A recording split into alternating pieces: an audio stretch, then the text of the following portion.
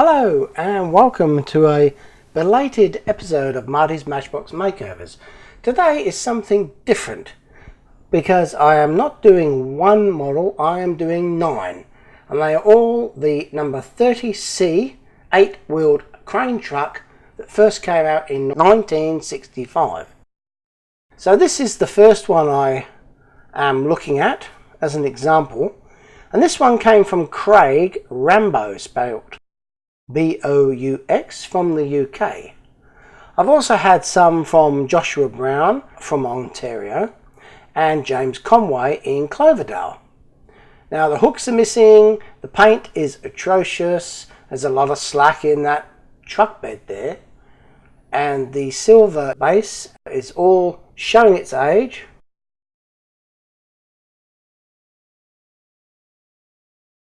So I'm going to be doing them up.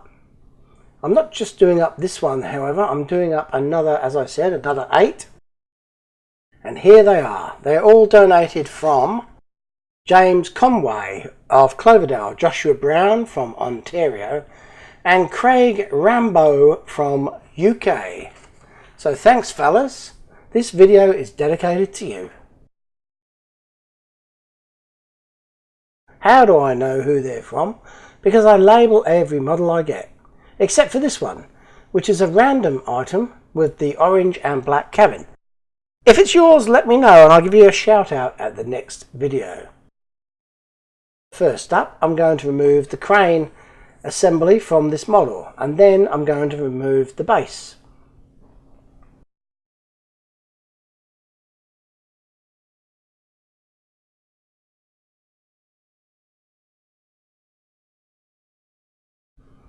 That first drill didn't quite cut it, so I'm going for a slightly larger one.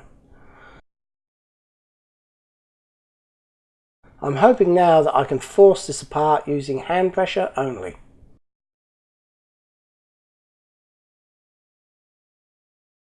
It is a bit tight, but eventually I make it happen. So that's number 1 of 9. Now for the base.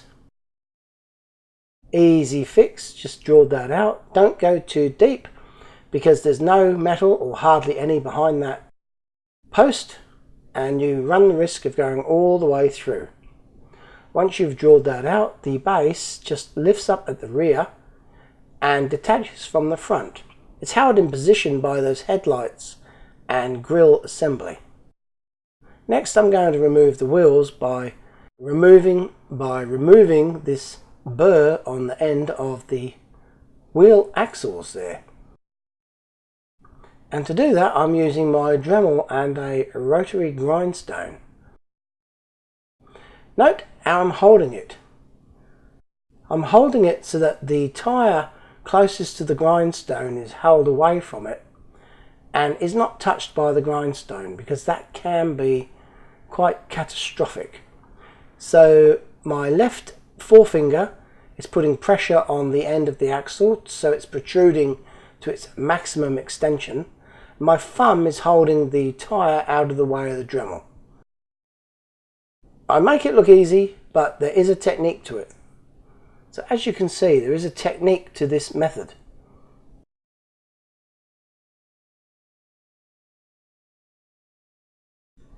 Now I am separating all of the wheels from the axles. And I'm going to be doing this for every model, and I'm going to be treating the wheels, axles, base, body and crane jib differently at each stage. I'm going to have separate stages for the wheels, axles, base of the cabin, the body of the vehicle and the crane jib. So here I am drilling out separating all of the other parts, stripping them down one by one. Just sped it up a little bit for you.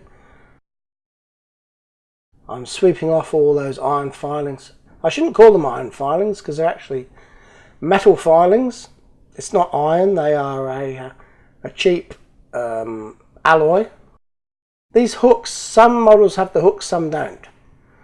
To remove the hooks you cannot pull them down, you have to push them backwards. As you can see, they have a tapered end that attaches to that jib or gantry, whatever it's called. If you're a crane driver, please let me know. I've never quite understood what a jib or what a jib is. Now I'm going to drill out that pivot point there for the crane assembly, and I'm using this small drill, and it's the same size as some pot rivets that I've got. The reason being is I'm going to use pot rivets to refit these crane assemblies to the main body, and you'll see that later on.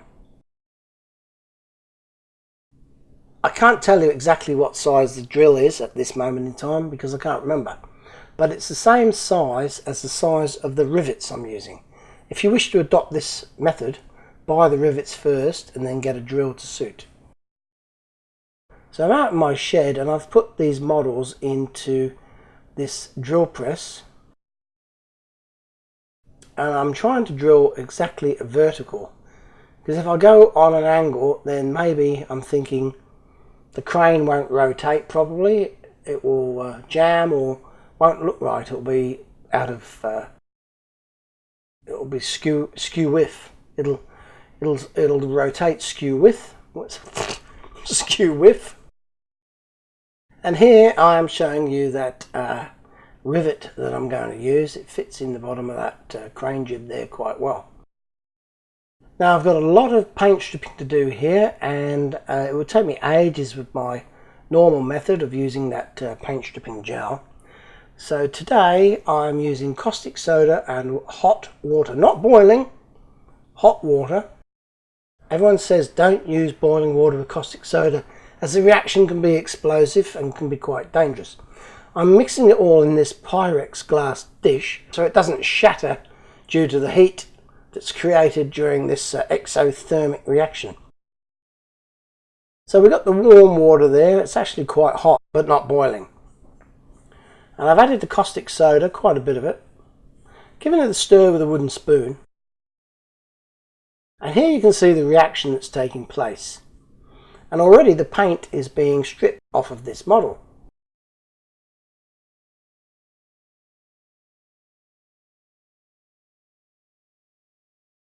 After I've left it for 5 or so minutes, I take all the parts out using these tongs.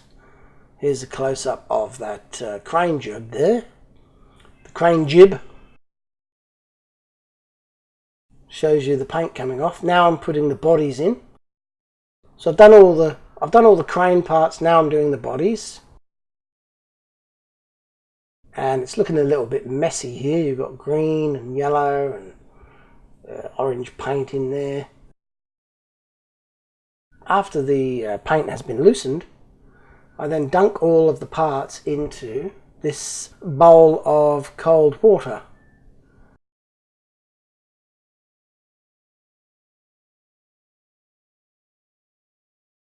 So caustic soda's done a pretty good job, except for this one, which I find is really weird. It's got some yellow paint on it, and as far as I'm aware, that yellow was not an original colour, and it is not affected by the caustic soda as much as I would like, and I struggle to get it off. So I'm going to have to go back to that one later and see if I can get all that paint off some other way.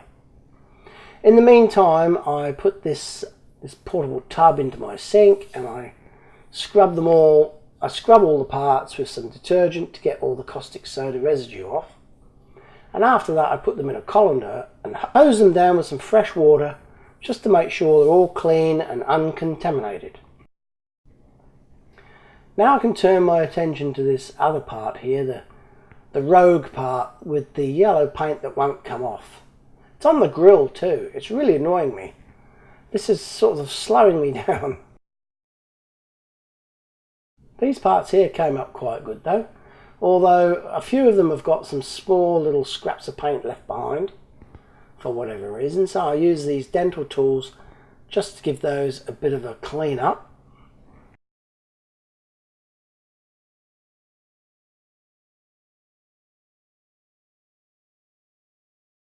It all adds time to the makeover, and to Today I don't seem to have much time.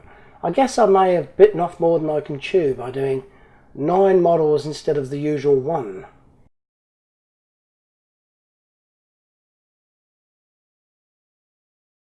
So for that yellow paint, I'm going to try some of my old favourite of the gel paint stripper.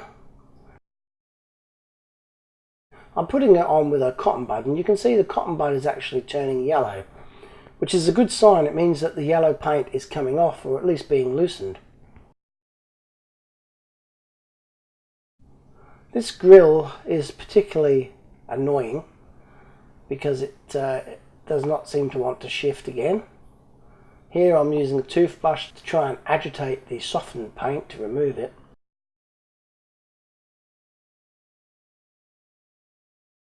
And it's taking me a lot longer than I wish. This one model, 1 out of 9, is being a right pain.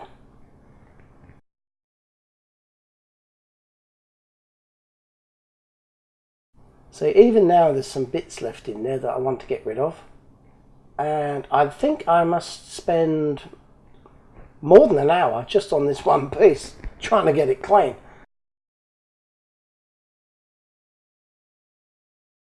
Anyway, now I turn my attention to these crane jibs, or extensions, whatever they're called. This one's straight. That's what it's meant to look like. But these other two are bent. Some kids played with them a little bit too heavily and bent them. So I'm going to try and straighten those now before I go on to the next stage. To do that, I'm going to use these wooden vice clamps, a leather glove, and this little flamethrower thing that I got from a kitchen shop. I don't know what you call it. They use it to brown off the meringues in those cooking shows. It seems a little bit of overkill, really. It burns with a bright blue jet flame. I'm just going to heat this up here in the vise. The reason I'm using those wooden clamps is because I don't want the vise itself to suck the heat out of the component that I'm heating up with the torch. So I run it around there only maybe 10 or 15 seconds and it goes real soft. It's so easy to bend straight.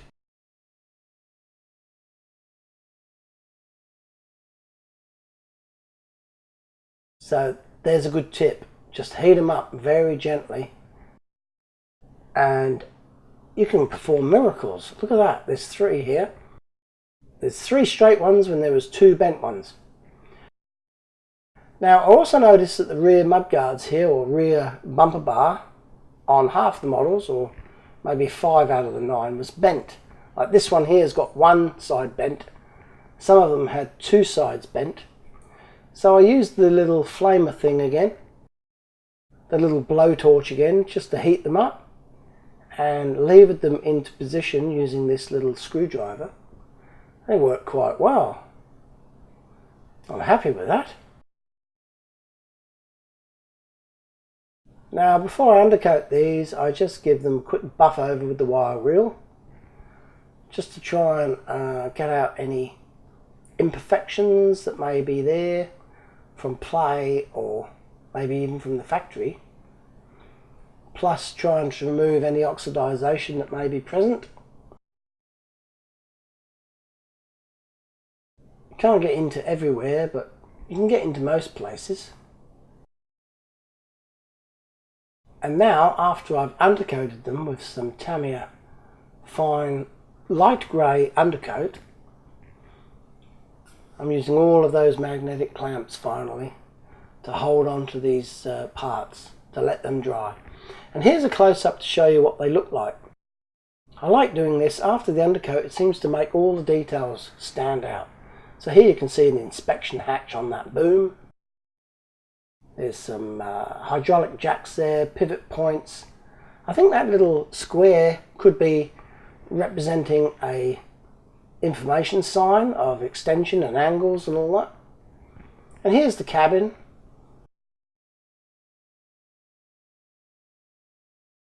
Or the main truck. There's a little locker there with probably some chains and hooks in there, or slings. This is one of the Matchbox is quite basic really, but it's beautifully made. Now to paint this model today, I'm using these two colours. Vallejo paints number 27 orange and 72 green. The guy at the local hobby shop helped me pick these out, and I'm thinking he must know what he's talking about because they look exact matches. I think the paint's a little bit too thick to spray, so I mix it almost 50-50 with the thinners that I have. And you can see there it's quite runny, which is great. It's exactly what I'm looking for. So I'm going with the orange first.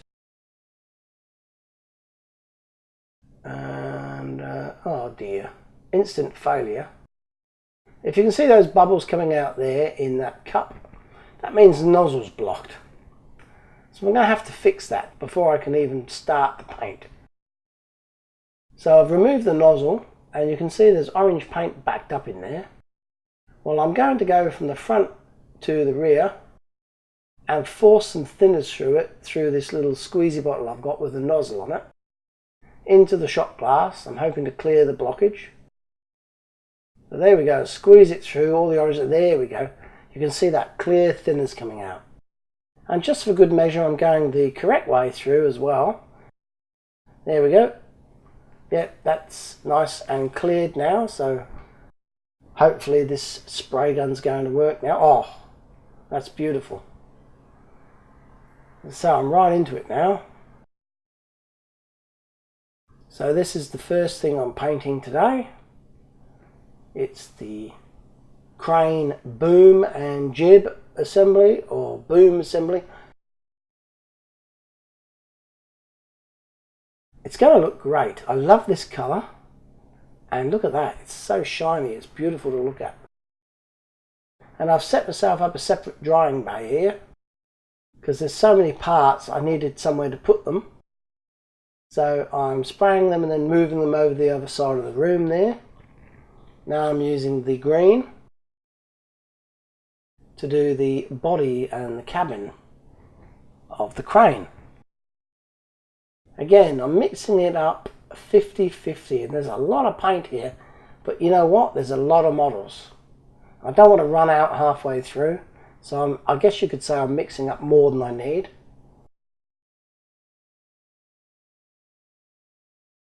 So I've got a full paint load there. If I'm not careful, I'll spill it. I've never used that little lid. Maybe I should fish it out for this job, because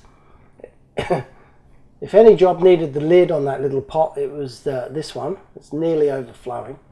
But luckily I didn't spill any, I don't think. Just speeding up the spraying here for you, because it can be a bit boring.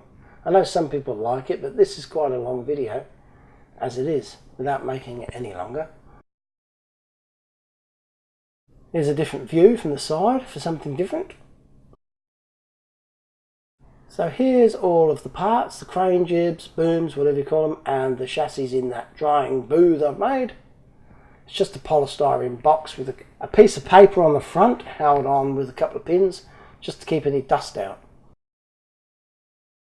Now these axles and tyres, I'm soaking in some white vinegar, mainly for the axles, to try and remove some of the rust and corrosion that's on them. And these base plates, because this is such a huge job I've undertaken today, I've resorted to employing someone to assist me, and my wife Julie has agreed to rotary wire brush over the bases and make them look like new, hopefully. But you know, sometimes you want new but you can't get new. But we're going to try and shine those base plates up as best we can, and we're not going to paint them, we're just going to keep them as they are. Now I bought these little washers to accompany these rivets to put the crane jib back onto the body. Reason being, the rivet's head is almost the same size as the hole it's going to be put through, and I didn't want it being pulled all the way through, so I'm using an extra little washer there. Now the guy in the model shop gave me the wrong paint. It's all matte. I should have got gloss. My fault or his, I'm not sure.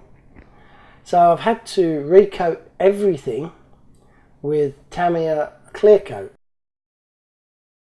And now to speed things up, I'm putting everything into this little micro oven I've got. I'm setting it to a warm summer's day, like 30 to 40 degrees, for half an hour. I'm hoping it's going to speed things up and dry everything out so I can handle these and put them together without leaving any fingerprints.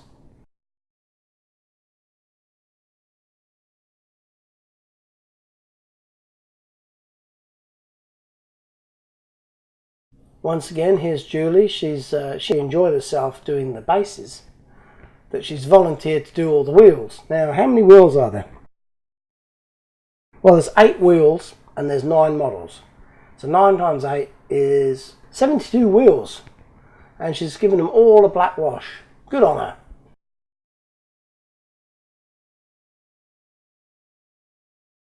Now this is just dinged and they are cooked and ready to be removed.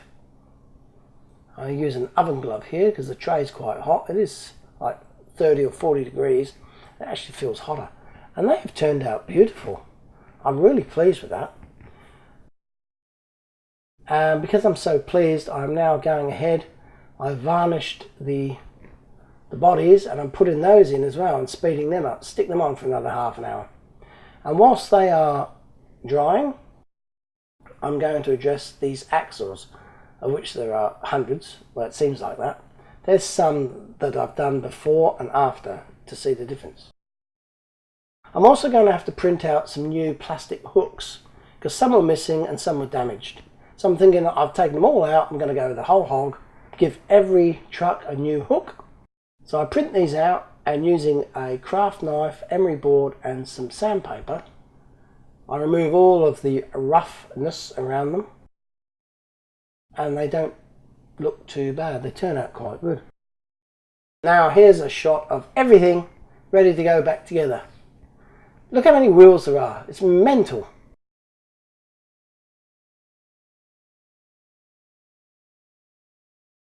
So I'll start off by putting the hooks into the jib, or the boom, the end of the boom there. They're tapered. Remember I said the hooks are tapered at the end there. You can only pull them through. And if you want to remove them, you've got to push them out. So I'm pulling these through and they fit quite well. So I'll put one on each boom.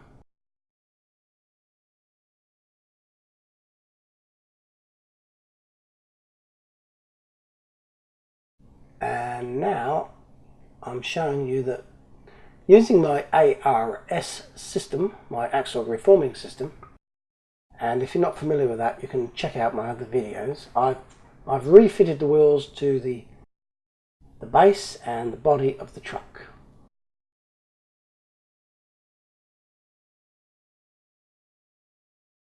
And now I'm showing you what they look like. They look quite good.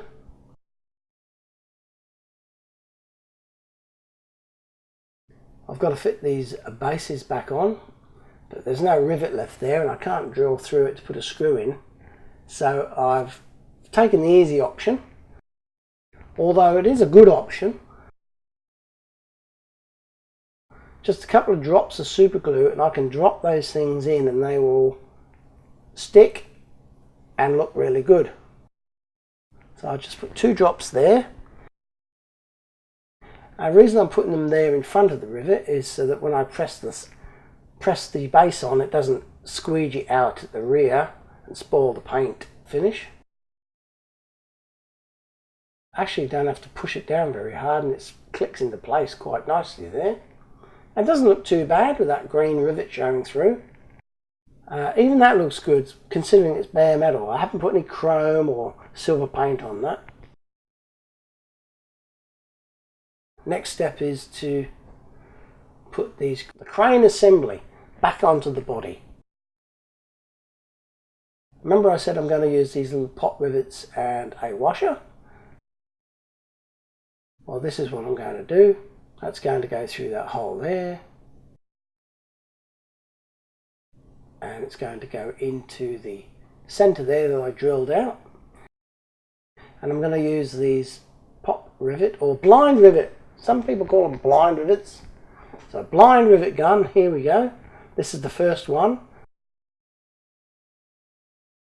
I must admit, I'm hoping it's going to work. The tail came out nicely there, it snapped off. Everything is held together, it hasn't fallen apart.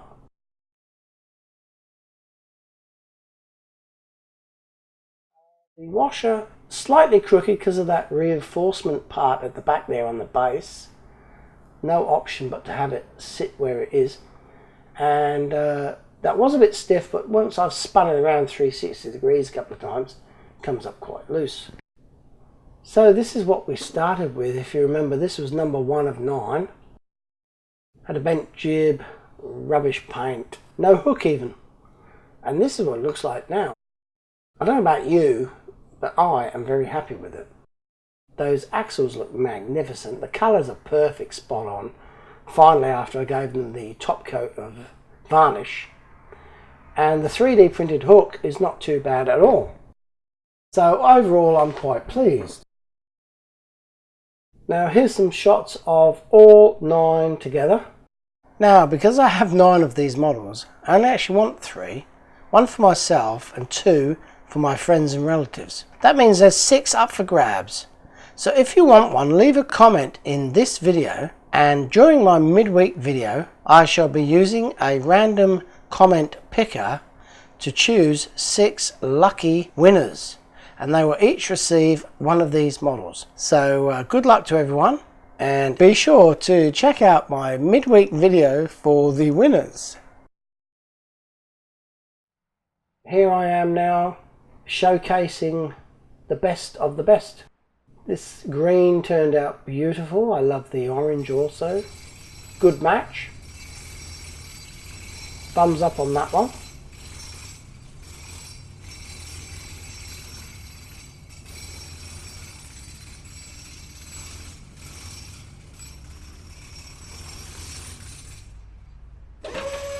Thank you so much for watching Marty's Matchbox.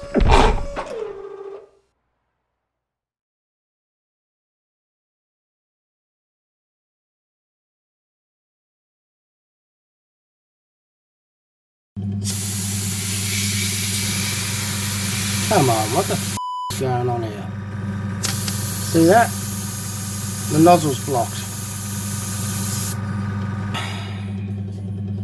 Well, you should use gloves when you do that. Oh, that's 60, about 30 degrees.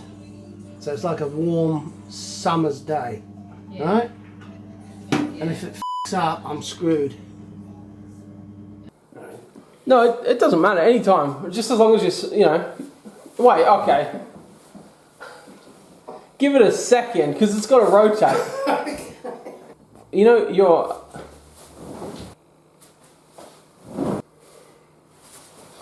Sort of, you know, jump. Like take a dive. Like you're playing soccer.